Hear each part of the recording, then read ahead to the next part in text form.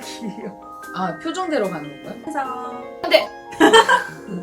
오늘은 이제 세계적인 부호 빌 게이츠가 안건을 꺼낸 적이 있는 로봇셀에 대해서 이야기를 해보려고 합니다. 이게 무슨 말이죠? 로봇셀 내야 된다고 얘기를 했는데 로봇셀안 그렇습니다. 그래서 이제 로봇셀을 내야 하는 거에 대한 찬성으로 반대 나눠져서 제가 얘기를 해보려고 합니다. 저는 찬성부터. 왜냐면 보통 인력들이 일을 하면 자기의 그 보험료도 내고 취업세도 내고 다양한 세금들을 내잖아? 그렇게 세금을 내는 이유 중에 하나는 나는 경제활동을 하는 단체 사이에 연관성이 있다고 생각을 하거든. 국가가 기업들이 경제적으로 활발하게 활동할 수 있도록 플랫폼을 제공하고 그에 대한 책임도 있을 것이고 법률적인 제도도 개정할 것이고 그런데 많은 비용들이 들어간단 말이야. 권리를 보장하기 위해서 그런 세금들을 어떻게 걷는다라고 이해가 되는데 이 자동화의 가장 큰 쟁점 중에 하나는 하나의 로봇이 가성비로서 대체할 수 있는 수치적인 인력이 엄청나게 많잖아. 사실. 그렇게 되었을 때 로봇도 그에 상응하는 비용을 내야 된다고 생각을 해.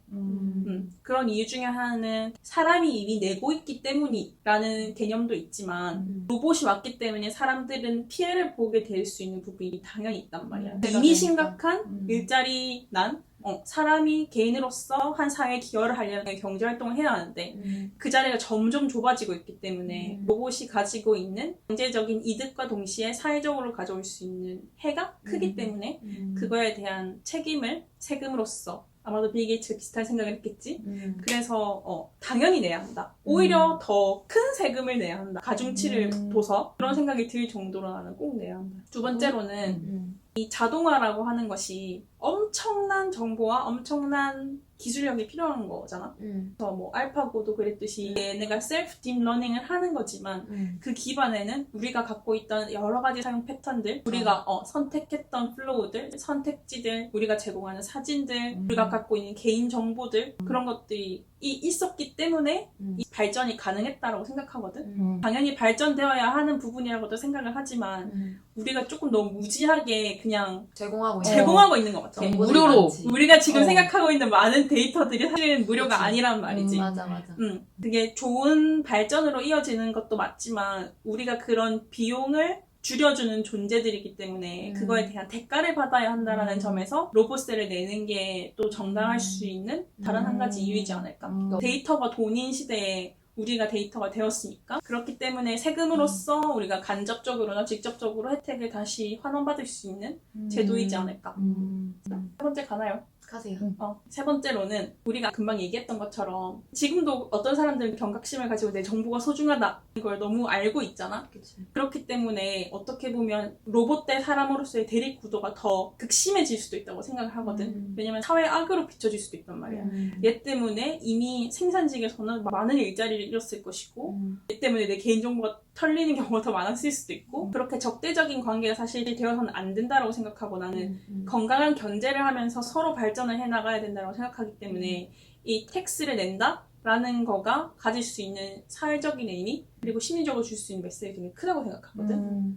그래서 내가 노동을 해서 그 가치가 사회에 환원을 하듯이 로봇도 역시나 지당하게 그거와 같은 패턴으로서 역할을 다해야 한다라는 의미에서 세금을 내는 게 되게 큰 의미를 가지고 있다. 들어오시죠.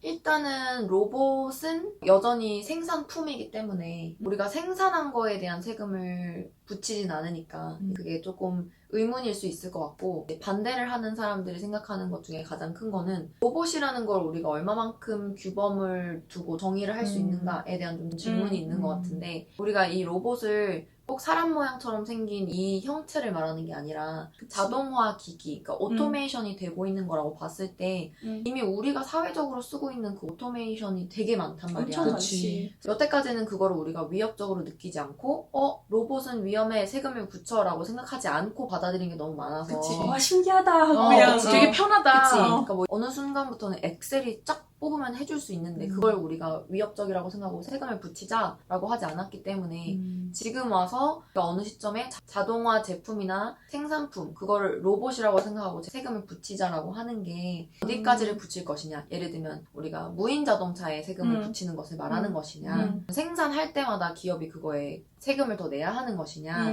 그런 것들에 대한 질문도 조금 있을 것 같고. 근데 전에 그 기준이 애매하다고 했잖아. 근데 나 처음에 그 기준을 생각했을 때 얘네가 기존에 갖고 있던 인력을 대체해서 세금을 내면 된다고 생각했는데 이게 만약에 아주 새로운 컨셉이야. 그치. 한 번도 인력이 사용된 적이 없던 분야에서. 분야야. 그러면 또 세금이 안 계산이 걷히잖아. 엄청 까다롭고 그치. 라는 생각도 복잡해지지. 그치. 그리고 만약에 인간이 냈던 세금의 머릿수만큼 이 로봇이 내게 하자, 얘가 대체하는 만큼 내게 하자 했을 때도 그 대체된 사람들의 생산력보다 이 로봇이 훨씬 크면 그렇지. 그 세금은 그 낼만할 기준이. 거고, 그치. 반대로 아직은 이게 상용화되거나 완전히 자동화되지 못한 로봇이야.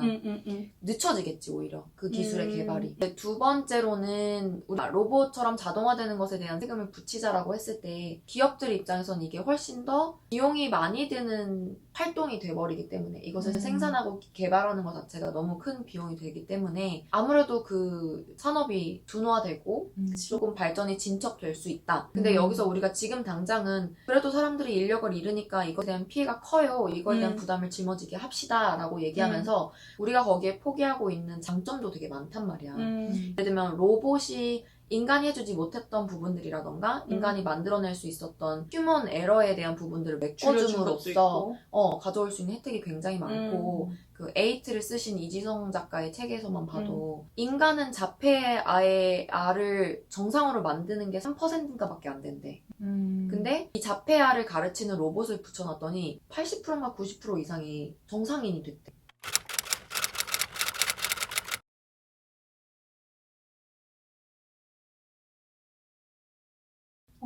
치료 능력이 있는 치료 걸 능력이 있는 증명된 거네? 그러니까 자폐아는 일반 사람보다 80% 느리게 말을 해줘야 된대. 거기에서 아이가 발전을 할 수 있는 부분이 있는데 사람은 그걸 해줄 수가 없잖아. 아니면 로봇 변호사, 로봇 의사 이런 로봇이 인간의 능력을 대체해서 질병을 판단하고 또는 법적 상담이나 이런 걸 해봤는데 인간이 했을 때보다 오히려 에러가 적다는 거지. 선입견이 들어가지도 않고 그렇지. 오히려 훨씬 더 많은 데이터를 기반으로 하고. 그치. 그러다 보니까 당장 내가 재판을 받아야 되는 사람이거나 지금 수술을 받아야 되는 입장에서는 더 좋은 서비스를 가질 수 있는 것도 포기하고 있기 때문에 이런 세금이 더 부과가 되면 좋은 서비스를 주는 입장에서 이게 좀 부당하다고 느낄 수 있고 이게 어떤 국가가 내리는 처벌로 느낄 수 있는 거지. 마지막으로는 어느 시점에 세금을 부여하느냐도 조금 중요한 것 같은데 지금 자동화를 하고 로봇을 개발한다라고 했을 때 그거에 기술 개발에 투자할 수 있는 회사들은 대기업들이잖아. 지금 당장 이 분야에 뛰어들고 싶다라고 하는 중소기업들은 세금이 되게 부담스러울 수도 있을 것 같아. 그치. 자동화된 기술 개발이 비용이 더 크면 인력이 더 싼 인력이 더 싼 개발도상국으로 그냥 대체가 됐단 말이야. 그래서 우리가 여기서 말하는 인력난이 대체가 되니 그거에 대한 세금을 부여하자라고 했을 때 그렇다고 해서 그 회사들이 자동화를 늦추고 자기네 나라에서 있는 비싼 인력을 쓰는 게 아니라는 거지. 현업 중소기업 입장으로서 네, 궁금합니다. 이 반박이 조금 비현실적일 수 있는 부분이 실제로 우리나라의 인력 구조를 보면 이런 하드웨어적인 개발이나 아니면 이 하드웨어를 상용화하기까지의 자본은 이미 사실 대기업밖에 할 수가 없는 구조가 많아. 애초에 뛰어들 수가 없는 거네. 애초에 그 장벽이 너무나도 높기 때문에 사실 그런 중소기업은 되게 극소수일 거고 대기업이 이렇게 새로운 분야를 뛰어든다라는 그런 하나의 큰 과제가 있으면 이걸 위해서 참여하는 중소기업들이 훨씬 더 많아질 거야. 뭔 말인지 알지? 결국 대기업이 온전히 하는 일은 아니거든. 나서주고 따라온다. 그거를 이제 나눠서 그런 기술력을 가진 중소기업들을 더 많이 모집해서 우리와 함께 협업을 합시다라는 구조가 상당히 많기 때문에 세금으로서 중소기업이 이제 활동이 저하되진 않을 거라는 거지. 내가 만약에 대기업의 입장에서 비용을 최소화해야 되는 시점일 때 우리나라는 세금을 부여하는데 B라는 나라는 세금을 부여하지 않아. 그 분야에 대해서. 그럼 글로 눈을 돌릴 수 있는 확률은 없을까? 엄청 크지. 그래서 지금 구글도 본사를 아마 미국에 안 두고 있을걸? 어렵지. 그 세금을 안 내는 어떤 제3의 국가에 법적인 본사를 두고 일을 한단 말이야. 세금 안 내려고.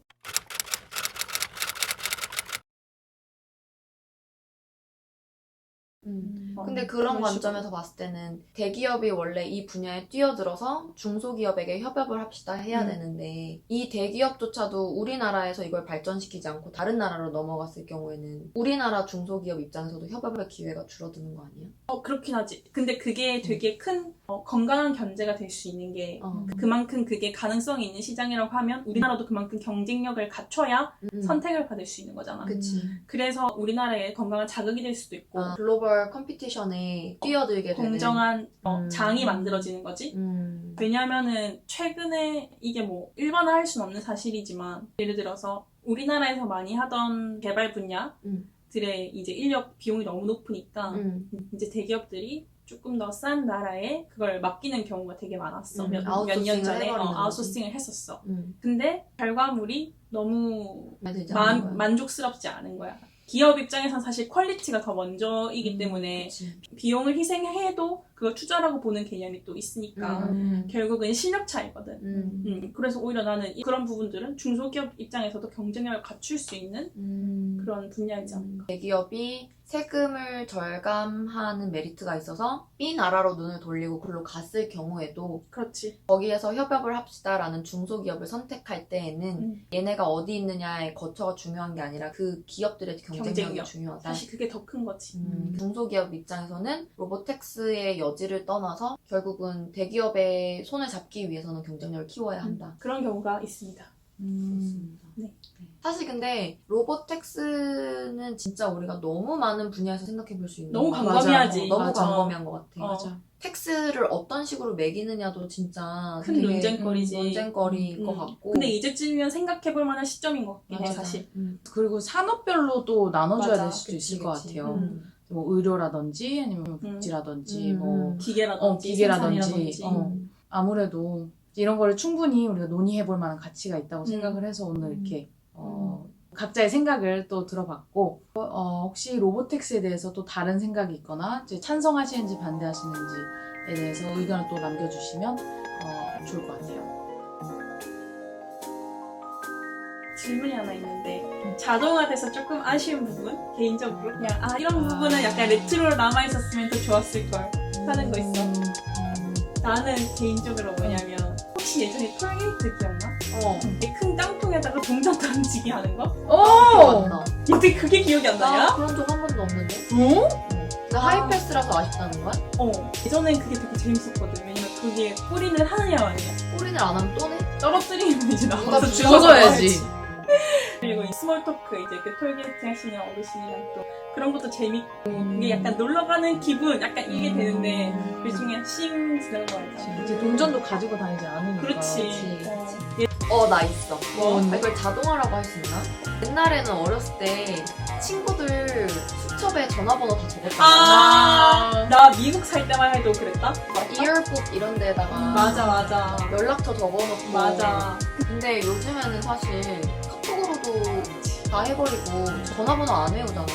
볼 일이 없지. 옛날에 전화번호 진짜 많이 외웠는데 지금 전화번호 그래봤자 2개? 나 대학생 때만 해도 너네들 전화번호 그 지갑에 적어 다녔다? 왜냐면 무슨 일 있으면 전화하려고. 근데 그때까지 없으면 우리가 전화번호를 못 그치, 외우니까. 익숙하지 않은 거지. 나는 요즘 막 SNS를 보면은 내가 계속 봤던 것만 보게 되는 거야. 맞아. 예를 들면 어떤 거? 그러니까 내가 뭐 만약 유튜브 추천 같은 거나 아니면 내가 어떤 가수를 좋아해. 근데 그 가수에 대한 것만 게 나오니까 한 번 클릭하면 그 가수에 대한 건 이렇게 나오는 거야. 맞아. 좀 편협돼서 본다. 그래서 내가 보는 시야가 너무 좁아지는 것 같은 느낌이 들어. SNS를 보면서 이제 사실 SNS를 보는 게 좀 친구와 소통하는 거에 대한 목적도 있지만 내가 어떤 정보를 습득하기 위해서 쓰는 경우도 굉장히 많은데 그건 좀 아쉽다. 소프트웨어 종사자로서 많은 생각을 하게 하네요. 나는 어떤 그것도. 가치를 더 크게 할 것인가. 하나 예전에 되게 인상 깊었던 대학생 때 들었던 이야기가 하나 있었는데 그때 그게 논제였어. 디지털 페이와 현찰의 그런 가치에 대해서 지불에 대한 그런 찬반을 얘기했었는데 그때 어떤 애가 그러더라고. 나는 어떤 상품에 대해서 돈을 지불한다라는 것 자체가 그 가격을 내는 것뿐만이 아니라 내가 그 돈을 챙겨서 그거를 지불하는 실제 행동이 주는 의미가 되게 심지어 크다고 생각했다. 맞아. 그 얘기를 근데 나는 모르고 못 느꼈었는데 그 얘기를 딱 들으니까 와 진짜 그렇겠다 싶더라고. 그 여행의 이유 김영하 작가가 똑같은 얘기를 하는데 현금이랑 신용카드랑 지출의 고통이 다르대. 그런 것 왜냐하면 같아. 현금은 꺼내서 이거를 주고 내가 돌려받는 게 없기 때문에 줄어드는 걸 되게 크게 느끼는데 신용카드는 주고 나가는 걸 못 느끼고 신용카드를 돌려받잖아. 그렇지. 그래서 그 사이에 내가 지불을 했다라는 고통이 없다는 거야, 상대적으로. 그래서 쓰기 쉽다고. 나 예전에 친구 중에 어머니 한 명이 그런 적 있었다. 과외비를 일부러 1,000원짜리 신권으로 다 뽑아서 네가 배우는 이 시간과 비용이 이 정도니 그 부계관을 느껴라. 오. 근데 나 반대로 생각해. 선생님 무슨 죄야? 그러니까. 1,000원짜리 다 받아가지고. 무거워. 그러면 다음에는 또 더 재밌는 주제로 저희가 또 찾아뵙도록 하겠습니다. 다음에 만나요. 안녕.